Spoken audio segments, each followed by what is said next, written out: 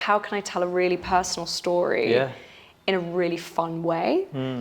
A lot of people, when they come to the gallery spaces, they said that they felt like they could walk through the painting. Right. So it's like cha-ching, cha-ching, here's an idea. How do I make people walk through a painting? Yeah. So the digital idea was literally turn the painting into a tunnel and have the viewer literally feel like they can walk through the painting. Which is in that first scene with the ball, or the paint rather, when it goes through the square. Yeah, cool. And then we're in. And then we're in, right. And we're walking through the painting. Not literally, we can just chill and the painting moves for you, but we're moving through the painting and we come out into, you know, the other end, which is a very sort of white, sterile, huge space. And that actually symbolizes, if anyone's been to my studio, you'll know that my studio is very white, very clean and very sterile. Is that kind of like a blank canvas thing then? So when you go through that initial bit, and like you say, when you go in the studio, if you've not got too much stuff around you visually, you're like, right, anything goes now because I'm on a clean page. That's it. Right. Yeah, nice. Nailed it in one, literally. So you go into like a blank canvas, and then the ball that you followed through turns into this glass cube. Represents something that happened to me about 4 years ago. I call it a neurological wobble or a little brain blip, however you want to word it. But basically something happened 4 years ago where the whole right side of my body stopped working. And that next scene of the explosion of that glass cubes across all the screens, that basically symbolizes what happened 4 years ago. Obviously, my brain did not explode all over the place, but it was a... Thankfully. Luckily. But it was like a fun, visual, abstract sort of way of expressing what happened at that moment. It was a very scary event. You know, one day I'm fine, next minute, the whole right side of my body is not working.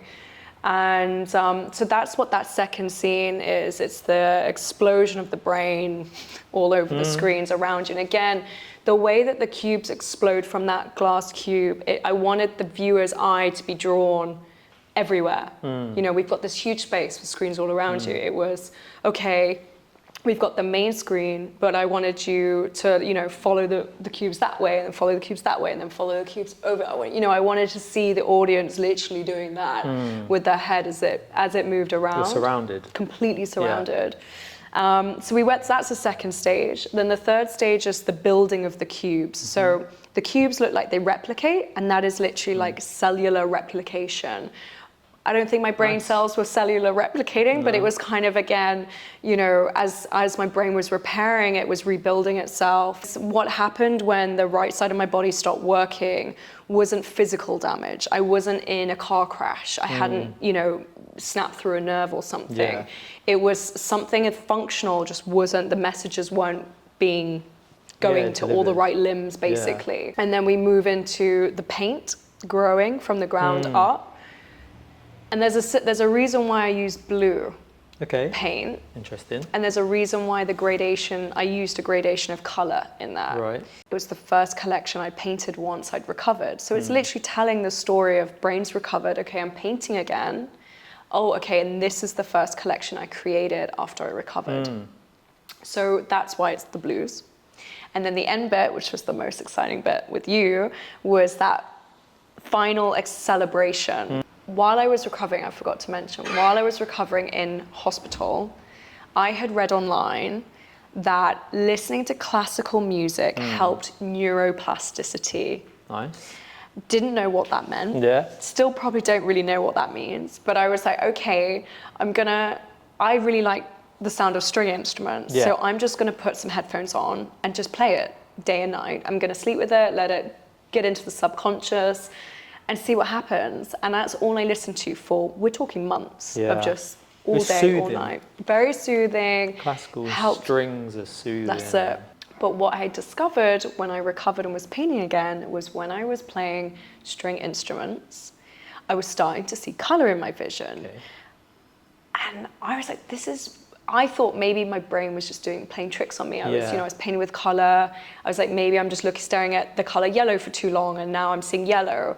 You know, I thought you just don't know what's going on with the brain half the time.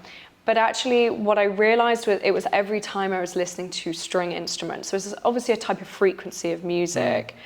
And I spoke to my neurologist, and he was like, you should come in and we should run some tests, because it sounds like perhaps you've got synesthesia. I was like, Right. well, how's that possible? I didn't have synesthesia before. Yeah. I've always been highly sensitive to sound and light, but how is that possible? And he goes, I don't know, why don't you just come in and we'll do some tests. Anyway, ran some tests. He was like, you now have, don't know what's happened in that recovery of your brain and how things have crossed over, but something's happened, and you obviously have synesthetic abilities when you listen to certain frequencies of music. So the last final scene, the cue balloons bouncing around, that is basically the celebration of synesthesia when I realized I had it. And also the colors of the balloons are the colors that I see when I listen to string instruments. Yeah. So in a really long answered way, that is the 4 stages of the show. Yeah. And that is what I thought, how can I tell a really personal story Yeah. in a really fun way? Someone said to me once, he goes, well, it's like the gym. You know when you do weights and you tear a muscle, but it grows back stronger? He was like, your experience, something happened, Yeah. and your brain's just come back stronger. Yeah. And I thought it was a really nice way of framing it. Well, it's a gift. It's given you, do you ever think what you would have be creating if that hadn't happened, what kind of art you'd be creating?